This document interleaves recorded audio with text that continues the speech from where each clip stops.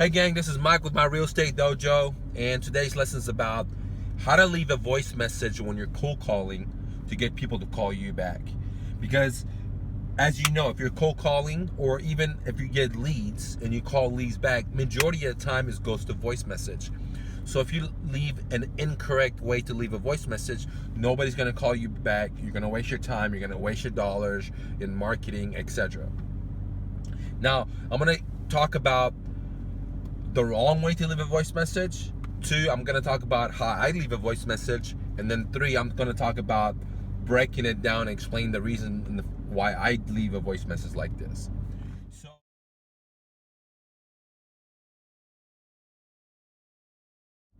So 1, how not to leave a voice message. Well, you're just talking very general. For example, you say, hey, this is Mike, please give me a call back. See, that's really bad. Hey, this is Mike, I'm with Mr. Investor, please give me a call back. Bad. Hey, this is Mike, I'm with Mr. Investor, I'm interested in buying your house. Again, that third one was a little better than number 1 and number 2, but it still was not great. You know, you're gonna get a return on calls, but not as much. So simply put, you don't wanna say something really general, and you don't want to just say stuff about me, like just talking about you and your company and how great you guys are and how long you've been in business, that kind of crap, okay? You don't want to do that kind of shit, right? Because you're not going to get that many phone calls. They're going to know you're a spammer or you're a telemarketer, okay? Now, the way I leave a voice message, I change it up, but the formula is always the same. For example, like force equals mass times acceleration is always the same, but the numbers will change. Depends if the lead is coming in, if I'm cold calling, if I spoke with this person. But if I'm assuming that I'm cold calling or a lead has just came in for the first time, it's a fresh lead, it's a text or an email from a website or whatever, the way I would leave a voice message would be something like this.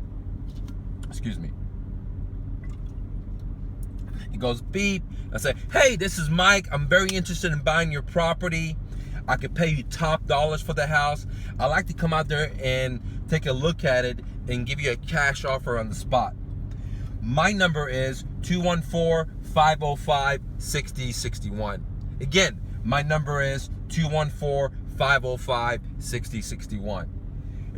Again, this is Mike with Mr. Investor, and I want to buy your house for cash, and I'm looking forward to talking to you, and I'll talk to you soon. See you later. Okay?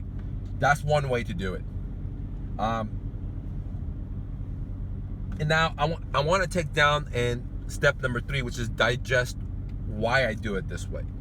So the first thing I want to do is when I leave a voice message, I want to introduce myself, but very shortly, okay? I don't want to say it's about me. No. Just like, hey, this is Mike. I'm very interested in your property. I want to buy your house, and I can give you top dollars. And so in that very first sentence is what I call like the hook.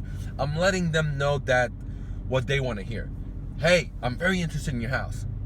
I'm not calling them and saying, hey, is your house for sale? Well, I may buy your house if I could get it really cheap, or, you know, or anything like that. I'm telling them the totally opposite. I'm saying, look, you don't have to shop any further. I am your guy. I want to buy your house. I'm very interested in buying your house. And in that first sentence, I also let them know too that part B, that I'm willing to drive out there to their home, okay? I'm gonna come out there. And then part C of that is that not only am I gonna come out there, I'm gonna give you top dollars for your home, which is something the seller wants to hear because they don't wanna sell their home cheap, okay? I'm gonna give you top dollars for your home. And the last thing in that first hook sentence is that I'm gonna give you the cash offer instantly when I come out there. I'm not gonna bullshit you around, etc. You're gonna know exactly what it is. All right. So in that one sentence, I'm telling the seller what they want to hear. I'm telling them I'm very, very interested. I'm telling them I'm gonna give them a top dollar. I'm gonna do it right then and there, and I'm gonna come out there. Okay.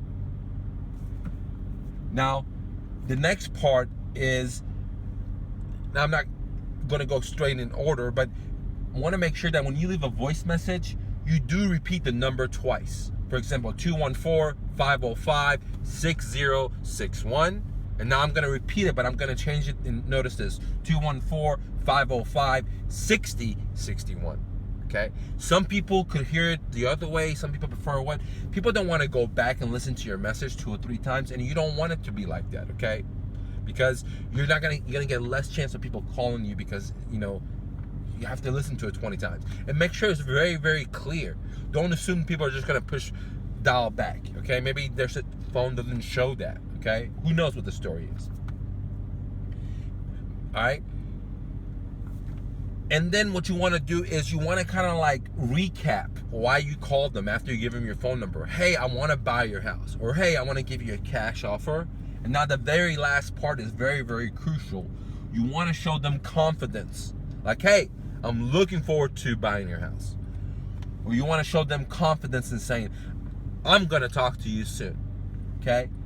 And the reason for that is because you believe in your shit. You know that you're going to give them the best deal. You know that they're going to call you back. So you just project that out there. Okay? And then the seller's going to feed off that. I don't know why. Maybe the law of attraction. I have no idea. But I let them know I'm willing to come out there. I will let them know I'm willing to create a win-win situation. I let them know that I can solve their fucking problem. I can give them top dollars. And now let them know that I'm confident I'm going to buy their home. Or I'm confident they're going to call me back. And so I do this very short, but I explain my whole from A to Z. Who I am, whatever I do. I want to buy their home. I can give them top dollars. I'm willing to come out there. I'm willing to give them a cash instantly. But I don't give them, and this is the last part, which is number 10, okay? Not number 10, but the next point is above confidence, is that I don't give them the number. Like, for example, if you happen to do a follow-up and you have the cash offer, let's say you talk to the seller, you say, hey, I'm going to roll up my sleeve and give you a call back. You call as a voice message. Don't leave the number in there. So you want to have some kind of question mark, something that they want to call you back on, okay? That arouses their curiosity, okay? Now, some of you say, well, hey, Mike, you're kind of lying, and I don't want to lie, or this is is not truthful, because you say you're going to give them top dollars. Or you say that you're going to run out there and come out there and look at their home, okay? But you have another video out there that says you're not going to go out there until you put it under contract. And let me answer some of these questions for you guys. The truth is that if the seller signs the contract, I'm willing to run out there to their house. If I'm going to get a lot of equity, I'm going to run out there. Okay? The truth is, I can pay top dollars. I pay more money than any other investors. And the truth is, I can buy houses at retail price if the terms is right.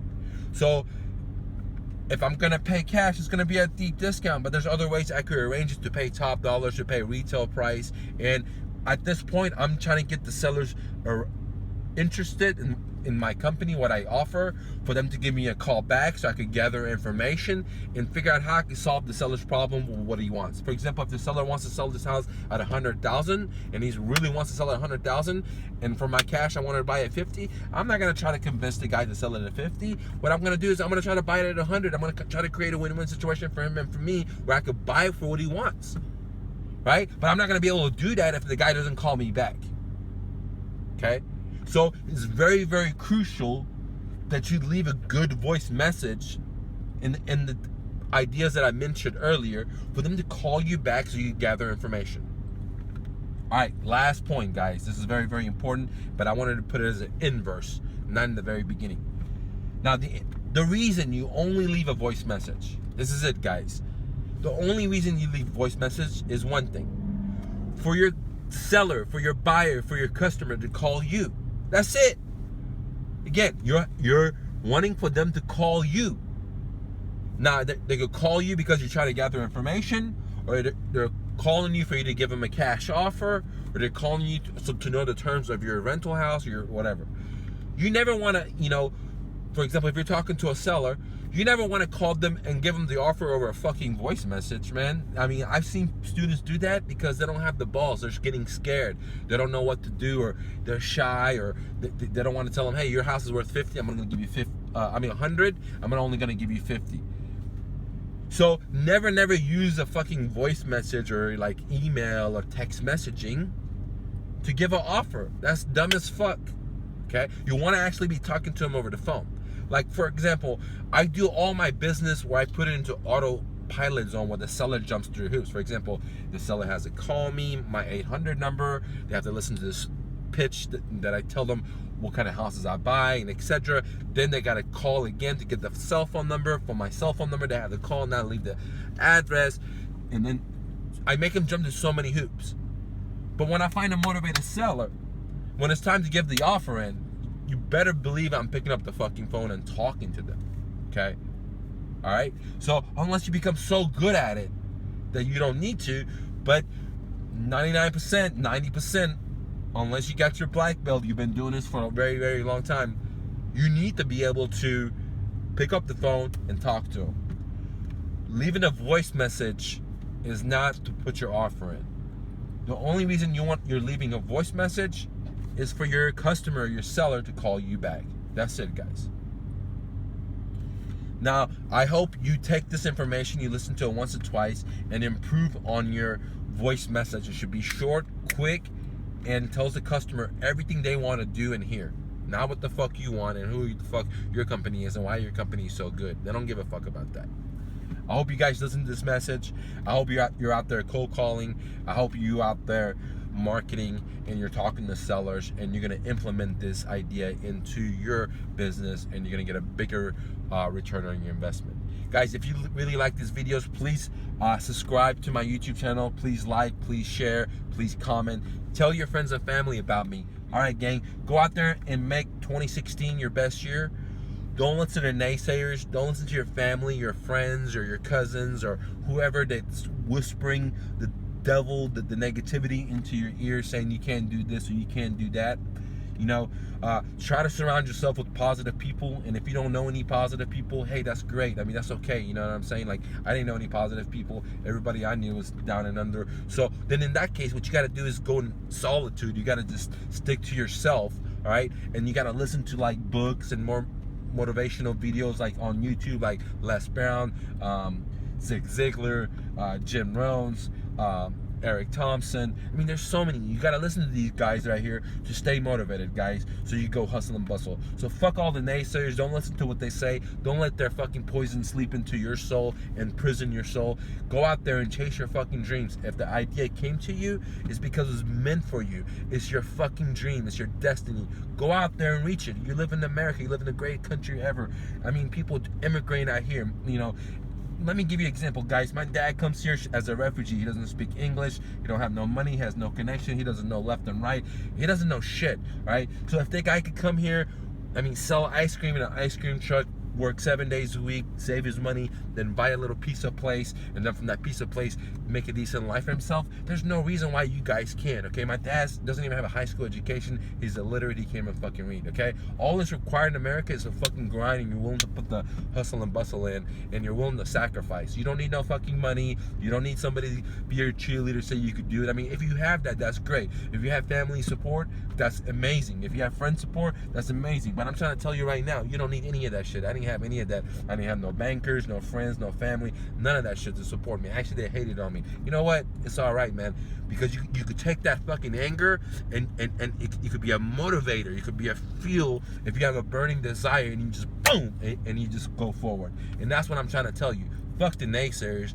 Hang around with motherfuckers gonna motivate you, okay? Read some fucking book. Turn that fucking TV off. There ain't shit on TV. Don't go to no football game. Don't go to no fucking basketball game. Those guys are chasing their fucking dreams. You're watching the fucking on the couch watching them. Don't do that shit. Go chase your own fucking dreams, okay? Chase it with your family. Get your wife, get your girlfriend, get your kids. Have them help you. You guys become a fucking team, so you're a strong fucking family, and you guys can build with each other and grow with each other. Don't listen to the fucking TV. Chase your fucking dream. Go out there and hustle and bustle. See you later, gang.